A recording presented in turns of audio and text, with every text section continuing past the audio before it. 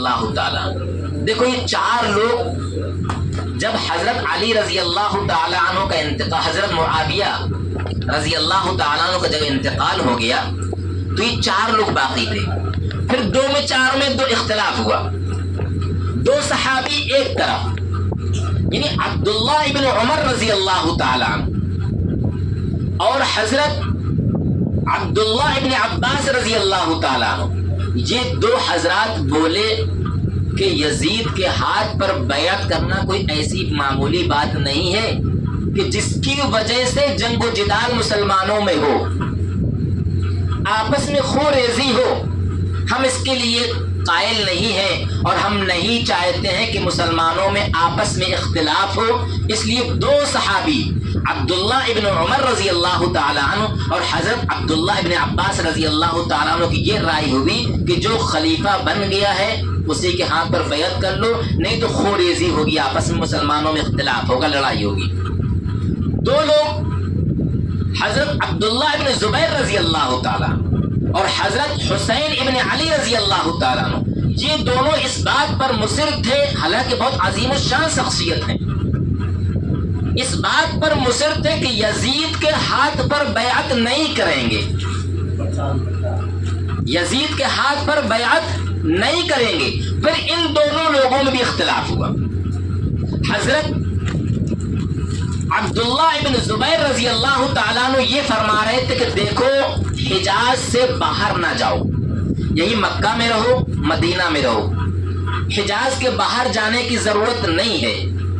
اور بڑے بڑے کبار صحابہ عبداللہ ابن عباس رضی اللہ تعالیٰ عنہ دوڑے دوڑے آئے اور حضرت حسین رضی اللہ تعالیٰ عنہ کا راستہ روک لیا اور فرمایا کہ کوفہ مت جائیے، چونکہ کوفہ والوں نے کبھی آپ کے والد کے ساتھ علی رضی اللہ تعالیٰ عنہ کے ساتھ بھی وفا نہیں کی ہے. الکوفی لا یوفی، کوفی کبھی وفا نہیں کرتا ہے. کبار صحابہ حسین رضی اللہ تعالیٰ عنہ کے آگے آ رہے ہیں، روک رہے ہیں اور کہہ رہے ہیں کہ نہیں، آپ حجاز کے اندر رہیے اور یہاں سے سفر مت کیجیے کوفہ کے لیے. اور دیکھو یزید کی جو حکومت تھی وہ دمشق میں تھی، جو بہت دور ہے، ملک شام میں ہے دمشق. تو کبار صحابہ حضرت حسین رضی اللہ تعالیٰ عنہ کو منع کرتے رہے، خاص طور سے عبداللہ ابن زبیر کا اختلاف ہو گئے نہیں آپ حجاز کے اندر رہیے. لیکن حضرت حسین رضی اللہ تعالیٰ نے یہ عہد کر رکھا تھا کہ نہیں مجھے جانا ہے. کیوں؟ اس لیے کوفہ سے خطوط آ رہے تھے اور اتنے خطوط آئے کہ دو بستے بھر گئے، دو جھولے بھر گئے. اور یہ خطوط آئے حضرت حسین رضی اللہ تعالیٰ عنہ کے پاس کہ آپ کوفہ آئیے، ہم آپ کے ہاتھ پر بیعت کرتے ہیں اور ہم یزید کے خلاف کھڑے ہوتے ہیں، آپ تشریف لائیں. چنانچہ حضرت حسین رضی اللہ تعالیٰ عنہ حالات کا جائزہ لینے کے لیے اپنے سے پہلے اپنے چچا زاد بھائی مسلم بن عقیل رضی اللہ تعالیٰ عنہ کو بھیجا کوفہ. جب وہ کوفہ پہنچے ہیں، چونکہ خطوط آ رہے تھے کوفہ والوں کے بہت سارے، تو جب حضرت مسلم بن عقیل کوفہ پہنچے ہیں تو تقریباً 16,000 لوگوں نے حضرت مسلم بن عقیل رضی اللہ تعالیٰ عنہ کے ہاتھ پر بیعت کی حضرت حسین رضی اللہ تعالیٰ عنہ کے لیے. تو حضرت مسلم بن عقیل نے حضرت حسین رضی اللہ تعالیٰ عنہ کے پاس خط لکھ کے بھیج دیا کہ کوفہ کے حالات سازگار ہیں، آپ تشریف لائیں. چنانچہ حضرت حسین رضی اللہ تعالیٰ عنہ رخت سفر باندھا. کبار صحابہ روک رہے تھے کہ حجاز میں رہیے، مکہ مدینہ میں رہیے، وہاں کوفہ مت جائیے. اگر آپ کو جانا ہی ہے تو ان عورتوں کو، اپنے خاندان والوں کو، بیوی بچوں کو، ان کو نہ لے جائیے. لیکن چونکہ ان کا ایسا کوئی جنگ کا ارادہ نہیں تھا، چونکہ وہاں سے خطوط آئے، مسلم بن عقیل کا خط آیا کہ نہیں آپ تشریف لائیں، حالات سازگار ہیں. چنانچہ حضرت حسین رضی اللہ تعالیٰ عنہ آگے بڑھے. ادھر جب حضرت حسین رضی اللہ تعالیٰ عنہ مدینہ سے نکل چکے، قادسیہ مقام پر پہنچے تو ادھر کوفہ کا گورنر عبید اللہ ابن زیاد بنا دیا گیا. اور اس نے جب معلوم ہوا کہ مسلم بن عقیل کے ہاتھوں پہ لوگوں نے بیعت کی تو ڈنڈا چلانا شروع کیا. جتنے لوگوں نے بیعت کا وعدہ کیا تھا بیعت کی سب نے توڑ دی، سب گھروں میں بھاگ گئے. اور گویا کہ اس کے بعد مسلم بن عقیل رضی اللہ تعالیٰ عنہ کو بھی شہید کر دیا گیا. لیکن اس کے بعد پھر حضرت حسین رضی اللہ تعالیٰ عنہ کے پاس خبر نہ پہنچی اور وہ سفر کرتے رہے، کربلا تک پہنچے، اس کے بعد ان کے دفاع کے لیے حر بن یزید لشکر لے کر پہنچا۔ تو بہرحال یہ ایسا حادثہ ہے اسلام کے اندر، ایسا بدنما داغ ہے۔ اور میں بتلا دوں یہ مارکا کوئی کفر کے درمیان نہیں تھا، اسلام اور کفر کے درمیان میں، بلکہ جنہوں نے قتل کیا تھا وہ بھی خطبہ دیتے تھے، وہ بھی نماز پڑھتے تھے، وہ بھی مسلمان تھے۔ اور یہ اتنا دردناک واقعہ پیش آیا کہ شاید دنیا کے اندر ایسا دردناک واقعہ پیش نہ آیا ہو۔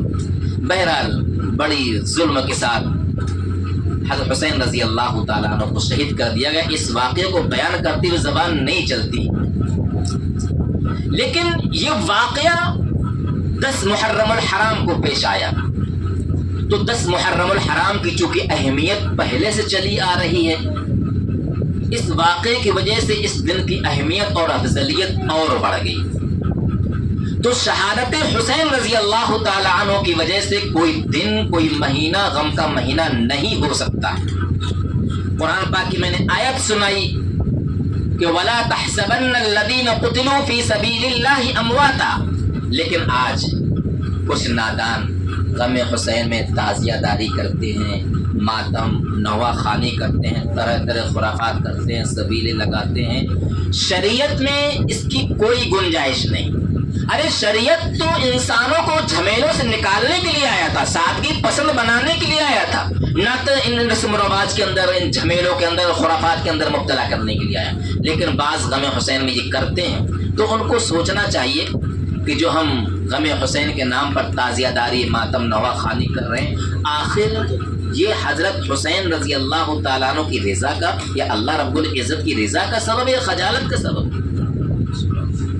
ان کو سوچنا چاہیے کہ ہم حضرت حسین رضی اللہ تعالیٰ عنہ کی شہادت پر غم منا رہے ہیں جبکہ وہ زندہ ہیں۔ ماتم وہ کریں جو منکر ہوں حیات شہداء کے، ماتم وہ کریں جو منکر ہوں حیات شہداء کے، ہم زندہ جاوید کا ماتم نہیں کرتے۔ اس لیے جو لوگ یہ دن آنے پر ڈھول تاشے بجاتے ہیں، ماتم نوا خوانی کرتے ہیں، شریعت میں جتنے بھی اہل سنت والجماعت کے فرقے ہیں کسی کا اس میں اختلاف نہیں۔ ہر فرقہ جس کو جس سے محبت ہو اس سے فتویٰ لے لے۔ ہر اہل سنت والجماعت کا فرقہ، چاہے وہ بریلوی ہو، چاہے دیوبندی ہو، چاہے کوئی اور ہو، ہر ایک اس کی حرمت کا یا بدعت کا قائل ہے۔ اس کا جواز کا کہیں بھی فتویٰ آپ کو نہیں مل سکتا ہے۔ اس لیے جو لوگ یہ دن آتا ہے تو ماتم نوا خوانی کی آوازیں آنے لگتی ہیں اور پھر اس میں رسم و رواج 50 ہونے لگتی ہے، ڈھول تاشے بجائے جاتے ہیں، اس دن قبرستان جایا جاتا ہے، کھچڑا بنایا جاتا ہے، طرح طرح خرافات ہوتی جو آپ نظروں سے دیکھتے ہوں گے۔ تو اس لیے ہمیں اور آپ کو یہ سمجھنا چاہیے کہ سب سے پہلے یہ عظیم دن جو 10 محرم الحرام کا دن ہے، یہ شہادت حسین رضی اللہ تعالیٰ عنہ کی وجہ سے نہیں بلکہ اس سے پہلے سے یہ دن اہم دن چلا آ رہا تھا۔ دوسرا کام یہ کرنا ہے کہ ہمیں اور آپ کو اس دن روزے رکھنا ہے، 1 سال پچھلے گناہ معاف ہو جاتے ہیں۔ اور تیسرے، اس تمام خرافات میں ملوث ہونے سے بچنا ہے اور دور رہنا ہے۔ فدا کر دے جو بحر دین ایماں سر بسینہ بھی، فدا کر دے جو بحر دین ایماں سر بسینہ بھی، مبارک اس کا مرنا بھی، مبارک اس کا جینا بھی۔ وآخر دعوانا الحمدللہ۔